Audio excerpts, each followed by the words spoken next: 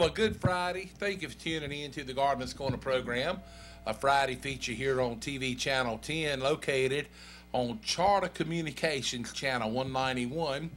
And the Gardener's Corner program is also on WKRX 96.7 FM and WRXO 1430 AM. My name is Rob Hall. We welcome you into the program that's brought to you today by Sandling Golf Cars, T.G. Brooks Company, and Our Pride Foods, makers of Our Pride Premium Pimento Cheese, Spread, and Dip. Want to let you know that our special guest today is Mr. Paul Westfall. Paul is the director of the North Carolina Cooperative Extension Service for both Granville and Person counties. Good morning, Paul. Good morning to you, Rob, and good morning to everyone out there in radio land. Yes.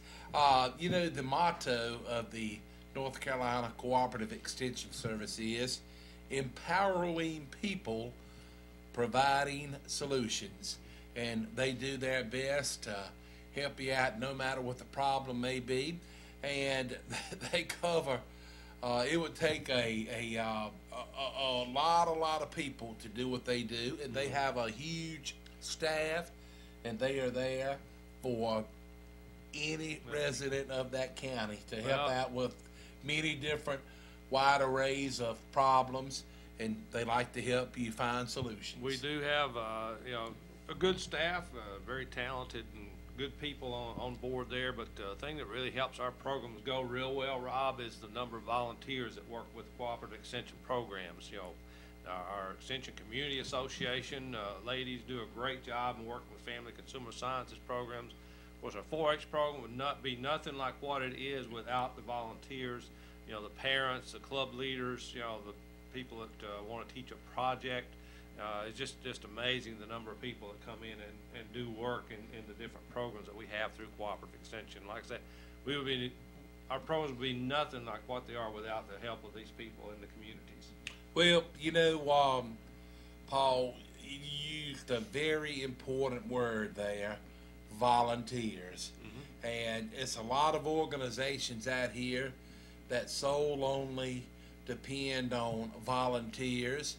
And if you're someone that has a little bit of extra time on your hand, you know what? You could turn that time into great service of being a volunteer. Mm-hmm. And it's a lot of different things that you could volunteer your time to. And, you know, if you're looking something to do, mm-hmm. volunteer work is something that is very self-rewarding. And whenever you can lend a hand to help someone out, you know, it's heartwarming. Oh, it sure certainly. is. Absolutely is. And, you know, you made mention of 4-H. You're right. It takes a lot of volunteers to make 4-H to grow. And speaking of 4-H, coming up, I guess, in just a little bit over a month from now, mm-hmm. up in Hillsboro at the Central Carolina Holstein Barn on Orange Grove Road, mm-hmm. up in Orange County, they're going to be having the 4-H Livestock Show. It's going to be on April 19th and 20th. That will be a Wednesday and Thursday. And ladies and gentlemen, I can't stress this enough. If you can find the time to attend either day, you should, because you'll see these 4-Hers showing off their projects. They'll have cows, hogs, sheep, and goats. Right. And then on Thursday afternoon, they will have the auction sale. Mm-hmm. And that's always enjoyable. Absolutely. It's a lot of fun. Be in the presence of. Yeah, auctions are entertainment. There's no way. They truly are. No two ways about it. They are. But yeah, we'll be holding the Central Piedmont Livestock Show on April 19th and 20th, as you said, over in Hillsboro on Orange Grove Road. This is open to both 4-H members and FFA chapters that are, you know, across this region. You know, it's not just a single county show. There's a number of counties and a number of FFA chapters that do participate. So it's a pretty decent show. It is. A good-sized show. So you get to we always look forward to it.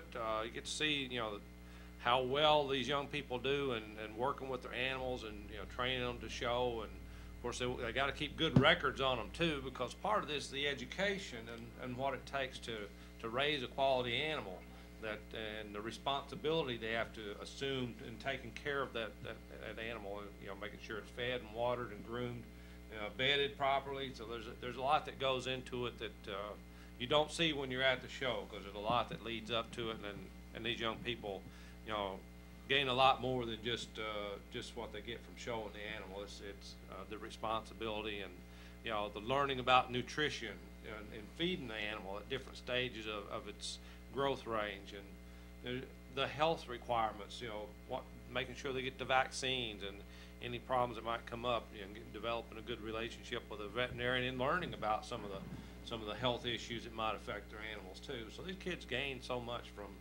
participating in the livestock show.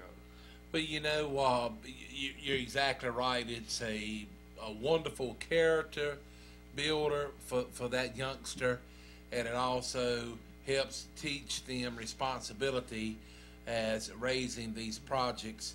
And I promise you, if you attend that show and sale, you'll leave with a smile on your face, because when you see these youngsters showing off their projects, I mean, that's enough to put a smile on your face. And pretty much basically what happens is they have the actual show, and they have judges there that are judging the different divisions, and then they have an auction sale.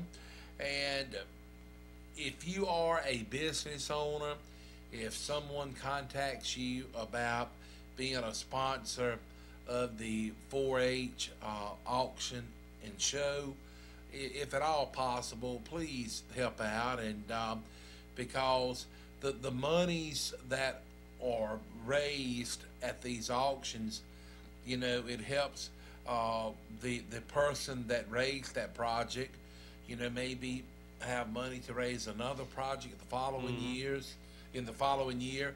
And also a lot of them sometimes will put the money back to use if they should ever decide to go to college. Right. And I know in the past when we have spoken with Beth Davis, she says that in some of the, you know, really big states such as Texas, it's been people to get enough money off of their project to buy a pickup truck or something. Well, in some of these large shows like down in Houston and all, when the Grand Champion steer sells for $100,000, yeah, that's quite a bit. But we're nowhere in that range. That's right. But you're right. A lot of kids will, you know, use that money to further their education, either by building up their college fund, or in some cases that's the money that they use to get ready to go back to school in the fall. You know, they'll use that money to get their fall school wardrobe, or, you know, their school supplies for later on, you know, that current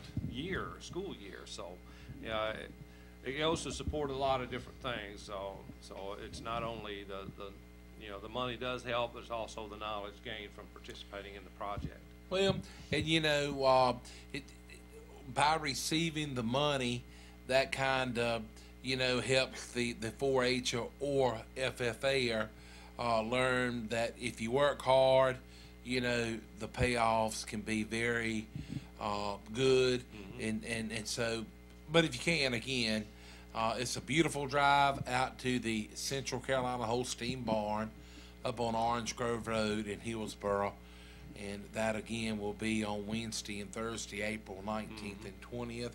And we'll try to keep you reminded up until then. Absolutely. And it's easy to find when you're going down Orange Grove Road. Just when you see where the sheriff's deputy is sitting on the side of the road with his lights flashing, look to your left, and that's the show barn right there. And you know, Paul, I've been up there several different times, and they have the Central Carolina Junior Dairy Show up there in June, and up there behind the barn, it is just a beautiful scenic picture of those fields, the way of the rolling hills, and the way that they plant the crops in more or less rotation, It's just, I don't think you can find a prettier picture nowhere It's a than nice up there. showcase for the It- livestock show going on and the other agriculture around the barn there. It's really nice. It yeah. truly is. But again, attend if you can. Mm-hmm. By the way, we are live in the studio today, and hope everybody is doing Mm. good on this St. Patrick's Day. Yeah. And the sunshine is looking really good. But watching WRAL TV5 News last night, Greg Fishel had more or less a graft up, and you may have seen it. I don't know, Paul. I did not know. But he was saying that the last several days that we have had, that it has been, down below freezing at nighttime, was the longest stretch that we had counting, I believe he said, January and February. And so it just goes to show with the month of March, you never know what you may get. Well, you don't know, but I think when we had all that warm weather about a month ago, we were saying that winter's not over, and winter has certainly come back with a vengeance in March. But March is a transitional month anyway. Temperatures go up and down, it seems like. So I guess we can't be too surprised that we've had this kind of weather. Just we're not used to having this many nights in a row in March to be below freezing, especially after the nice warm February that we had. Yeah. But this cold weather though, it's hitting some of our growers kind of hard right now, because we're getting a lot of calls from strawberry producers. They're having to work very hard to try and keep their strawberries from freezing. Talked to growers, and they said every night the last 2-3 weeks they've been covering up their beds, and then next day they got to uncover them to let the sunshine get to them. And then some other growers, instead of covering, they're using the irrigation. They're misting their crop to go ahead and let a sheet of ice freeze over the leaves and the buds to try and insulate it against the cold weather, and seem to be doing okay pretty much up until, what was it, two days ago. We had the icy wind blowing, and the wind chills got down pretty good, so some of the guys that were irrigating had trouble with the water freezing in the lines that they're trying to irrigate with. So we've had to have some challenges. Well, I'm thinking that it was yesterday morning, Thursday morning, we got down to 15 here at the radio station. Wow. And so that's cold. And then it's pretty chilly, and then when you get wind blowing on top of that, the wind chill goes down even more. Yep. But we're going to be talking about the effects of cold weather, but want to go ahead and make mention on the show last week with Gary Cross. We made mention, and we're going to try to keep you reminded of this, but coming up on Friday, April 21st, at the research farm on Old 75 down in Butner, they're going to be having a more or less a field day, and they're going to be talking with people that are in the business that use malt barley. And malt barley is something that people use in these microbreweries and craft breweries, and even larger beer makers use it, from Anheuser-Busch on down. Just about all the makers of beer do use barley or wheat or some type of small grain in making their product. So you mentioned the microbreweries and the craft brewers, however you want to mention them, but they are interested in finding local sources of malting small grain. So Gary Cross this is the second year he's done this. The first year was up on the Curran farm on 158 just outside Oxford. This year they planted it down on the Umstead Research Farm down in Butner. But he's doing a malting barley and wheat demonstration out there, and just showing there's planted several different varieties of barley and wheat. Some are 2-row barley, some are 6-row barley. And by rows, we mean the number of rows of kernel on the seed head. Yeah. And then just kind of seeing what the yields are, demonstrate some of the growth characteristics of that. And one of the unique things about this field day, I think, is that one of the presenters that day, in talking about the characteristics of desirable characteristics of barley or wheat that go through the malting process, is a person that actually runs a malting facility in Durham. So I think that'll be very interesting for people to hear what this person has to say about, you know, the craft beer industry, the malting process, and then, you know, what characteristics of small grains do they feel are better going through the malting. So that's about as much as I know about it, is that this is something that can be a potential economic impact for, you know, farmers if they're looking for an alternative crop or an alternative way to use their small grains that they've been growing as in the rotation with soybeans and tobacco and other crops on the farms here. Well, now, Paul, from what I understand, it's not one of these deals to where you can just go out here and plant 25 acres of the malt barley and turn around and sell it.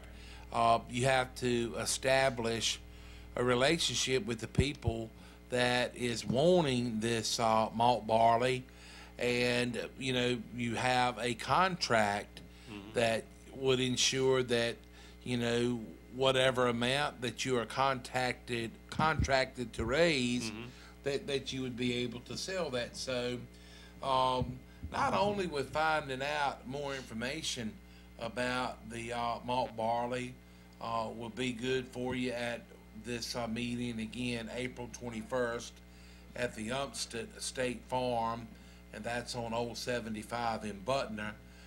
It would also give you an opportunity to meet some people that actually may be in the market for some producers of this malt barley. Paul, and I can't remember, and I know you know off the top of your head, and we've talked about it before. Is it called Brewer's Grain?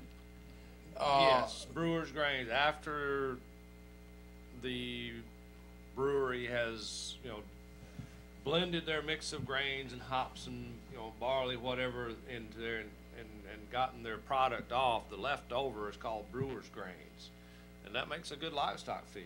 Yeah, I know it's a lot of the dairy farmers that use the Brewer's Grain in the mixing of the feed that they feed the dairy cattle.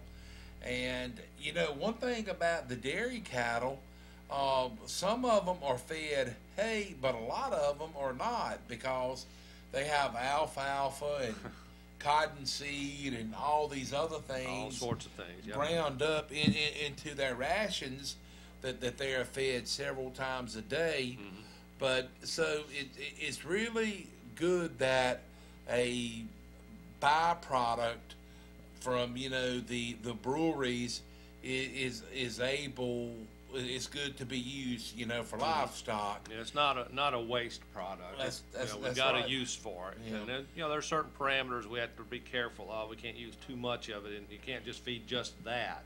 You need to mix it with some other things, as you said. And in the case of dairy farms, we like to feed what we call a total mixed ration, and they'll mix some hay, some corn silage, wet brewer's grains, the minerals, the vitamins, all into one package, and they'll feed it to the dairy cattle out there. And yes, they like to keep feed in front of dairy cattle all the time, so we want them to eat and drink and be happy. Right. You know, because you see those commercials on TV about the happy California cows. Yeah. I'd like to say North Carolina cows are just as happy or even happier because our farmers take such good care of them. That's a good point. Because if they don't take care of their animals, the animals aren't going to be able to take care of the farmers. So. Well, I'm glad that you mentioned that you cannot feed the brewer's grain. You know, it has to be mixed with something else. Yeah. Well, we need to know what the dietary requirements are of your livestock that you're feeding. In this case, would be, you know, dairy cattle, and they feed it to beef cattle and sheep and goats also. But you got to know what the requirements are, and you need to know, you know, we need to blend the ration to best meet the animal's nutritional needs. Well, I was talking with someone, you know, within the last week, and they was telling me that they had talked with someone that said that they were going to start getting some of the brewer's grain to start feeding their cattle. Now, is the extension service, I mean, if someone was to come to you and say, Paul, I'm going to start getting some of this brewer's grain, could you maybe come up with some recipe or Sure. some type of mixture, Yeah. you know, to where I could feed my beef cattle, you know, this product to where Absolutely. it would be beneficial for them. So Certainly. that's something that you all could do at the Yeah, extension service. Kim or I can do that, you know, for people. So, Okay. you know, Kim Woods is good at developing rations, and I've done that kind of thing too. So. All right. If Feed- you're, if, plus feed manufacturers, they have some professionals employed that help do that also. if you're interested in learning more about maybe if you have a personal contact to where you can get the brewer's grain, but you kind of don't really know what to do with it after you get it, contact either Kim Woods or Paul Westfall.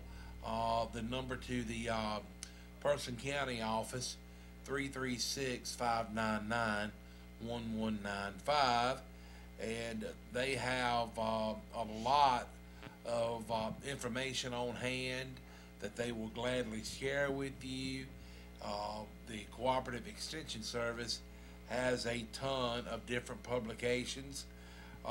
If you're interested in beef cattle, gardening, on how to set a mole trap in your yard, they trust me. Good luck with that one.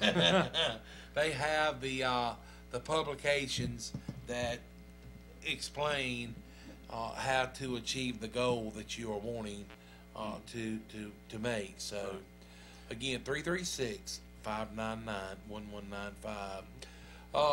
Paul, go ahead, Got sir. one more thing I'd like to mention before we move on to other topics. We do have a meeting coming up on April 4th. Jennifer Grable is helping to arrange this, but this is about a diabetes prevention program that's coming to Person County, and they're having a lunch program April 4th from 12 to 1 over at the office is there at 304 South Morgan Street. Extension Service and Health Department will be making a presentation to folks about the new diabetes prevention program that's going to be rolled out later this spring. This is just an informational session, and next week Jennifer's going to be here to talk, I think, a lot about this particular program and encourage people to come and learn more about what they're going to be doing, because it's going to be a multi-part program that they'll be doing on preventing diabetes, and it's primarily targeting people who have been told that they might be pre-diabetic, might have some tendencies or leanings, or might need to make some dietary or lifestyle changes to make sure they don't go all fully into a diabetic situation. So that's an important meeting coming up. I just want to be sure and just mention that now and encourage people to tune in next week, when Jennifer will be here, and she'll be talking about this program in more detail. But that'll be April 4th from 12 to 1. Come by and get some lunch. Jennifer is the Family and Consumer Science Agent for the North Carolina Cooperative Extension Service for both Person and Granville counties. And she also has lunch and learn meetings. I think they're on the third Thursday of the month. It's a $5 fee. You have to pre-register for those lunch and learn sessions. But you get lunch and you get to learn some stuff for $5.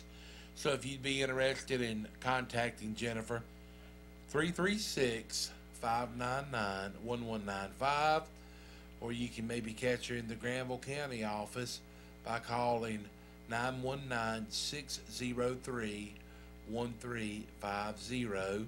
And we're looking forward to having Jennifer out here next week, and we'll talk about some of the things. And one thing that Jennifer does, she takes her expertise of how to shop healthier, and she shares it with the citizens that are wanting to learn. And Jennifer typically several times throughout the year will host a grocery store tour, and she teaches you how to make healthier choices, but along with that she shows you how to do it in a cost-effective way. So that means a lot. We need to get a word on for one of our fine supporting sponsors. Our Pride Foods is made, well, the pimento cheese is made by Our Pride Foods right here in Roxboro. And you know the old expression, goodness grows in North Carolina, and we're glad to have Our Pride Foods here in Roxboro. If you're someone that enjoys pimento cheese, you can have it as a snack or a meal.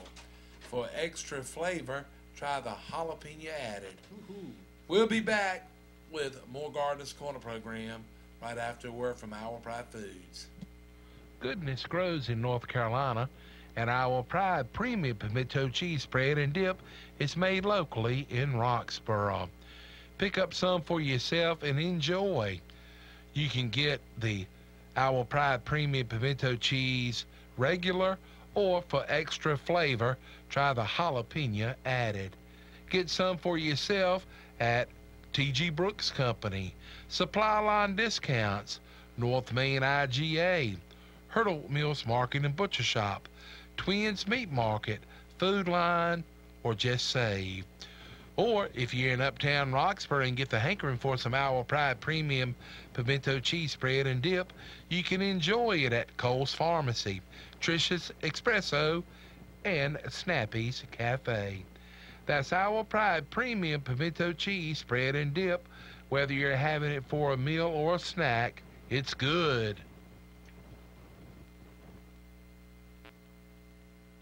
Here we are back on the Gardener's Corner program. Our guest today is Mr. Paul Westfall. Paul is the director for Person and Granville counties of the North Carolina Cooperative Extension Service. Anyway, we kind of talked a little bit about the cold weather that we have had recently, and you know, the so-called early spring that it seemed that we were having. And, you know, actually Monday will be the first day of spring. Right, yeah. But just bear in mind, you know, in this area, we still have the chance of frost, you know, up until April 15th. And we could, you know, have a little bit of frost after that. Hopefully we will not. But, you know, it's not any time lost. You know, it would be a good time for you. If you wanted to go ahead and start some tomato plants from seed indoors, or maybe if you've got some, you know, if you wanted to say maybe start, you know, some pepper plants or maybe squash, something like that would be a good time, because, you know, you talk about, you know, 6 weeks from now, will be right around the first part of May. Be time to get them out in the garden at that point. But yes, it's a good time to start plants now, but you just can't keep them outside because of that risk of frost. But mentioned earlier that the struggles that our strawberry growers were having with cold weather too. Well, we're starting to get calls from tobacco growers now. You know, they've seeded their greenhouses, and unfortunately, this cold weather is affecting inside the greenhouses, particularly if they have a problem with the heating system, or if they don't get good circulation of air inside the greenhouse. You know, cold weather, how is it? Tobacco sets like fairly constant temperatures when they're trying to grow. If you get over a 20-degree swing, then they may suffer from weather damage. So we're starting to see some of that. And Gary Cross was busy yesterday visiting different farmers and checking the greenhouses for cold damage.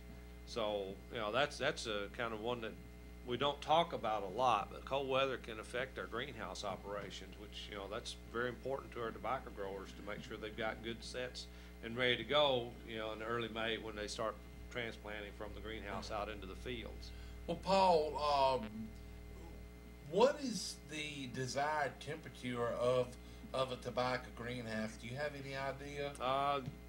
Comfortable, I'll say. You just walk in, and if it's comfortable in there, they'd like it to be warm. And I was talking with an agronomist this morning. He said that that's where I got the 20-degree range. I liked it to be somewhere between 50 and 70 degrees, or 55 and 75, or even 45 and 65, you know, to try to keep it in that.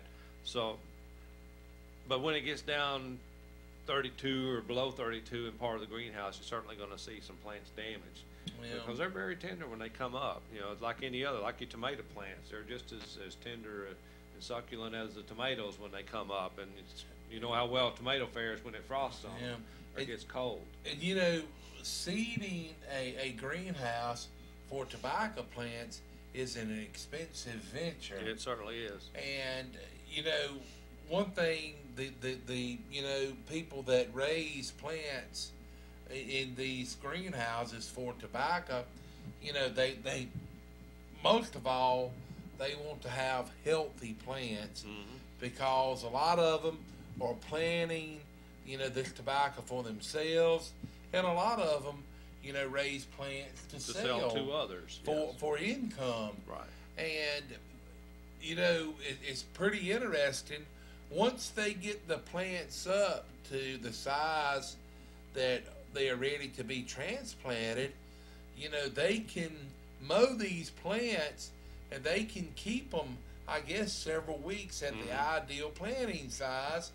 And for those of you that say mow tobacco plants, it's pretty interesting. They actually have like a push lawnmower that is mounted on a rail, and it has a bagger on it, and so that's how they mow these tobacco plants. Well, it's very important to our growers to have uniform sets. You know, when they go out from the greenhouse to plant in the fields, they want those sets or those plants that they're transplanting to be as uniform as possible, because they want them to be consistent and grow about the same. So when you come through and harvest, they're all at about the same stage of maturity. When you go, you know, start at the bottom with the lugs and then start working up the plant with the different rotations of harvest. But the more uniform those plants are, the more consistent they are when it comes harvest time and when they grow up. So that's why it's so important that, you know, greenhouse operations are so critical, you know, at this time, because that affects the whole crop year, you know, how well those sets grow. So if they can come up and be about the same size as they come through, and then of course, as you mentioned, they do keep them cut back, and they do collect the clippings. You don't want the clippings to fall back onto the plants that are still growing, because that can cause some disease issues too in the greenhouse. So it's quite amazing to watch this, and I'm not sure how many people realize that the tobacco greenhouses are actually you know, hydroponic setup. Yeah, so where they're actually floating on water. They're floating in trays on water, and they got holes in the bottom of each tray cell, and the roots actually go down into the water. And the fertilizer and everything that they use in the greenhouses are water soluble fertilizers, and these plants are in a styrofoam tray just floating on water. That's right. And so it's really interesting. And you know, Paul, while you was talking, I got to thinking about something that Gary Cross had shared with us sometimes back, and was talking about corn production. Right. And anyway, and I had never even thought about it until he said something. And you know, he was talking about research that has been done with corn on, you know, when the corn is planted, you know, for the first plants to come up, you know, they do a comparison of those stalks compared to the plants that come up the day after the very first ones come up, and then they do a comparison on the ones that come up 2 days after the first plants, you know, emerge. And it was really mind-boggling, the difference in the sprouting of a plant, you know, versus, you know, your first day, you know, sprouters versus your day number 3 sprouters. Right. There's a lot of difference, and what this research, and Gary's been doing this for about 2 or 3 years now, doing demonstrations out in actual farms in person and in Granville counties. But what we're finding is he does a yield estimate on it. You know, he samples the plants. You know, those that come up, you know, first day of emergence, he samples some of those plants and yields, and makes yield estimates on it. But the results are really significant. You know, farmers need to do everything they can to get as many of the corn kernels that they plant to come up on the same day. You know, that first day, because that's when your greatest yields are derived. You gotten one day's difference just makes a huge difference in what the yields are going to be. And if you get emergence that's scattered out over several different days, you know, the yield from that field is not going to be as good as if they all are able to come up within 1 or 2 days of each other. So when you're putting 33,000 kernels of seed down in per acre, you want as many of those 33,000 to come up the same day as possible. Well, you know, and as I say, that was something that I had never thought of, but, you know, Gary was saying a lot of times it depends on the way that seed is put into the ground. Right. And, you know, because more or less what happens is those, you know, seed that emerge from the ground the first day, you know, they've got all of their energy in growing, where the ones that emerge on the second and third day, they have used up a lot of energy just, you know, emerging. Right. And that makes a tremendous difference. And the difference can be, you know, if the you know what a corn seed looks like, it's kind of pointed on one end. If that point can be pointed down in the furrow, that seedling has a better chance to emerge sooner. Or if it's laying sideways, it'll have to come out and then turn and go up. And then if it gets planted, I'll call it upside down for lack of a better term. If it gets planted with the pointy end up on the kernel, that seedling is going to emerge. It's pointed down. It's got to turn a U-turn and go back up towards the light. Yeah. So it just takes longer to do that. Yeah. So seed placement is pretty critical in trying to, you know, get your good stand of corn. So when you're planting your garden, keep in mind that it also applies to sweet corn or popcorn, where you're going to grow. So if you're planting a garden and kind of doing it by hand, be careful how you place the seed. And you know, if you are thinking about planting a vegetable garden this year and you've never done that, take a little bit of time to do a little bit of research and contact the Cooperative Extension Service, and they have a wide array of publications that will help you, you know, get a good start on your garden.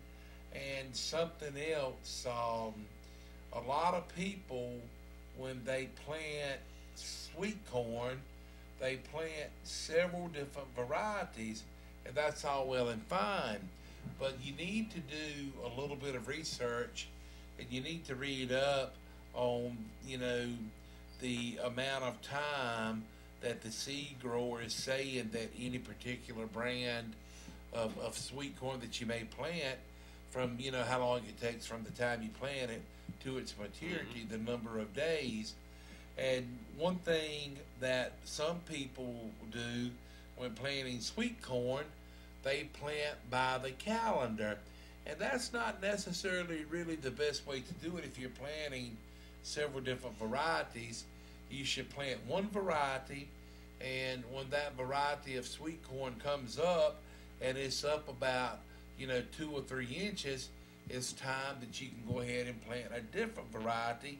And the reason is, you do not want those 2 different kinds of sweet corn intermixing with each other doing pollination, because, you know, when you're mixing them, you know, you're going to have 2 different kinds, you know, pollinating each other, and it's going to tell them what you're going to get. You're still going to have some pretty good corn. Sure. But if you're one that wants, you know, white corn, you know, and you got yellow close by, you're going to have some bicolor corn. That's right. In which it's a lot of people that now plant the bicolor corn. And some varieties are bicolor by themselves too. Yeah. But that's a good point. And the other thing about, you know, staggering the planting dates and checking the growing season length is so that you'll spread out your harvest. I mean, everybody likes sweet corn. You don't want to run out too soon. I mean, people that sell at farmers markets and all, of course, want to get that early market as quick as they can, because that's when you get your best prices for it. You know, the longer it goes in the season, the more corn becomes available, and then the price starts to go down when you do that. But try to spread out your planting and pay attention to your days to harvest. that are recommended for each variety, and plan that so that you're planting a early season variety, and then plant one that might be a little bit longer, a few days later or a week later, but just stagger your plantings, and you'll spread that market out through a greater part of the growing season, and you'll have your supply there. Like if you either going to use it for your home family, for fresh corn for meals, or if you're going to plan to can or freeze some, spread that out so you don't have it coming all at once, because then you can spread the workload out a little bit more. Well, or if you're selling, your customers like to have you there to buy corn from you for a longer period of time, so that just makes things better all the way around. And you're right, when all of these things are coming in at one time, now if you're one that's selling, your produce, you want to have a lot of different things coming in one time. But now if you're one that's going to be canning and or freezing your harvest, you certainly do not want to have everything coming in at one time, because you get you're real pretty busy. much work your fingers to the bone, so to speak. But again, talk with them at the Cooperative Extension Service. You can either stop by in person, and they can print off you a copy of whatever publication that you are maybe wanting, or they can email it to you, Right. or they can, send it to you by U.S. mail. So just contact your local Cooperative Extension Service office and tell them what you are looking for and needing, and I'm sure they will do everything that they can to oblige you. We need to get a word on for one of our sponsors, T.G. Brooks Company. And if you're someone that wants to start planting, tomatoes, say first part of May, but you don't want to start your own tomatoes from seed, don't worry. T.G. Brooks Company, when the time is here, they will have a full line of flowers and vegetable garden plants, and they also have seed, fertilizer, and more. But here it is, March, and maybe we'll have some pretty weather over the next few days or so, and it'd be a good time anytime to grill out some of those hand-cut ribeyes at T.G. Brooks Company. Yeah. But we'll be back with more right after this. T.G. Brooks Company wants to help you this spring. They remind everyone that you still have time for a weed-free and healthy lawn by applying pre-emergent weed control, both granular or slow-release fertilizer included. This will provide up to 8 months of weed control on your lawn weeds that make your lawn hard to manage. Transform your lackluster lawn into a lush and beautiful landscape. They have fertilizers, lime, weed control, get you off to a proper spring start. So that you can have the prettiest lawn and be the envy of the neighborhood, they have some hardwood and dyed mulches by the scoop and pine mulch by the bag. They have all of the most popular lawn and garden chemicals, insecticides, herbicides, and they have plenty of soils, topsoil, bulk planting soil, potting soil, cow manure, and plenty of pine needles. They got for sale or rent spreaders, power pluggers, and plenty of tools to do the work, and nice wheelbarrows. And to further beautify, they have stepping stones and wall stones. Plenty of good advice, too, to help people with their lawns and their gardens. Speaking of gardens, they now have for you in stock onion sets, seed potatoes, broccoli, cabbage, lettuce, and collards. So when it comes to your home or property, no matter if you are a commercial landscaper or a homeowner, T.G. Brooks Company serves everybody. Also, remember, for owners that demand the best for their dogs, they have the Pride dog food line at T.G. Brooks Company. Remember, a hand-cut ribeye steak would be good tonight. Serve them at your house tonight. They've been serving you since 1936. Phone them anytime at 364-2428.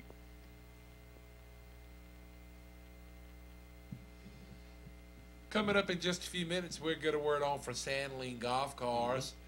We just heard from T.G. Brooks Company. Stop in and see Bill and Roy and the friendly staff at T.G. Brooks Company. No matter what time of the year, what season it is, T.G. Brooks Company has what you're looking for. They are a small, locally owned business that caters to a wide array of different people. And, you know, if you're needing plumbing supplies, they've got them. If you're thinking about getting you a little garden irrigation system, they can help you out on that as well. Well, it's one of those stores that's just a pleasure to go in. The old general store, if you That's might. right, yes. It's just the atmosphere is so good. They got, you know, so many different things, and they could, likely, if you got something you want to find, they'll probably have it. So They a even lot of have- things available. They even have stew paddles there. They do. And so more or less, you know, T.G. Brooks Company, they don't specialize in any one given thing, but they've got a huge canvas that covers a lot of different needs. They sure do. And perhaps the most important things is the friendliness of the people that are there. That's right. Get you some of that hoop cheese while you're there. And, you know, Paul, they were kind of rough on yourself and Johnny and myself the last time we was there. Especially it was hard on me. They had that hoop of cheese sitting right there on the table. Right in front of us. Right in front of us. They sure did. But anyway, I think they kind of planned it. You know, they was kind of sitting back, snickering and saying, Rob and them would like some They of were that just cheese. waiting for us to reach over and grab some. But they're nice people out there, so go see them. 411 Helena Mariah Road in Timberlake is where you will find T.G. Brooks Company in business since 1936. And we told you about Owl Pride Foods, makers of Owl Pride Premium Pimento Cheese Spread and Dip. And we'll tell you about Sandling Golf Cars coming up in just a few minutes. Paul, a question for you. As far as programs that are going on, and when I say programs, talking about vaccinations for cattle and things, is springtime the time to vaccinate cattle? I know, you know, we just recently had several horse vaccinations in Coggins Clinic. Right. Is springtime of the year the best time to do cattle? Well, I'll say it depends. It depends. But if you've got if you have most of your calves in the fall, yes, it's a good time to go ahead and get them up and vaccinate the calves. As I've said before in this program, if you don't vaccinate for anything else, be sure and vaccinate for blackleg. One shot, you cover 7 different diseases, you know, clostridial type diseases, including blackleg. So that one's real important. For spring calving herds, normally, I say wait till the calves are 3 or 4 months old before you give them the vaccines. Of course, the cows need some vaccinations too, and we'll go over those vaccination schedules at one point, but probably won't get to them today. Okay. But certainly, when they're 3 or 4 months old, a lot of people are still having calves right now in their herds, so they'll probably be looking at June, you know, before they get their vaccines done at that point. But it just depends on when your calving season is. And if you're a person who's trying to spread out your calving throughout the year, just keep track of when your calves are born. And when they're 3 or 4 months old, the immunization that the calf gets from its mother through the colostrum, you know, the first milk right after they're born, that's how a lot of immunity or antibodies are transferred from the cow to the calf is through the colostrum. That's going to start wearing off after about 3 months. So that's a good time to go ahead and schedule the vaccination for those calves that are about that age. And that's a good time while you got them all up to go ahead and give the mamas their vaccinations at the same time. So, well, now, we typically try to deworm our horses at least 4 times a year, maybe 5. And one time of the year when we deworm our horses, a lot of times we do it in October or November. We will say deworm them today, and then we'll turn around and deworm them a week later with a different brand of dewormer, which we always try to change brands and not use the same brand of dewormer because you don't want the parasites to build up an immunity to the dewormer. But how often should cattle be dewormed? You're going to love this answer. It depends. It depends. Yeah. Okay. Usually, cattle get dewormed a couple times a year, but more and more we're encouraging people to actually go ahead and get a microscope and learn how to do what we call a fecal egg count. That way, you're not, if the level of eggs is pretty low, you might not need to go ahead and worm that spring, let's say. If it's high, then certainly go ahead and do so. But that way you can monitor the level of parasite infestation if you're doing these fecal egg counts. So veterinarians are happy to do it for you too. But take a sample of, the fecal matter to the vet, and they'll take a look at it and tell you whether they would recommend going ahead and administering a dewormer to the herd or not. But generally, if you don't do that, we'll say, okay, coming out of winter, going into spring grass is a good time to deworm. And then in the fall, going into the winter feeding season is another good time. And of course, anytime you find fecal egg counts going high, that's the best time to go ahead and do so, because then it's more cost effective to spend the money on a dewormer, and you know you're going to be hitting the target that you're aiming for is reducing that number of parasites. So whereas if the number's low and you add a wormer, you don't get as much benefit from it. Well, again, you want to do your best to keep your livestock healthy. Absolutely. We need to squeeze a word on for Sandaline Golf Cars. We'll be back right after this message. Sandaline Golf Cars is a place you can find Club Car and Easy Go golf cars. They have new and pre-owned golf cars. If you're wanting a gasoline, electric, basic to fully customized golf car, see Al, Hillary, and Will at Sandaline Golf Cars, where financing is available. Sandaline Golf Cars is open for business 8 until 5:30 weekdays, 9 until 1 on Saturday. Sandaline Golf Cars is located 613 Lewis Street in Oxford. Call 919-693-4626. Toll free 1-800-221-9267.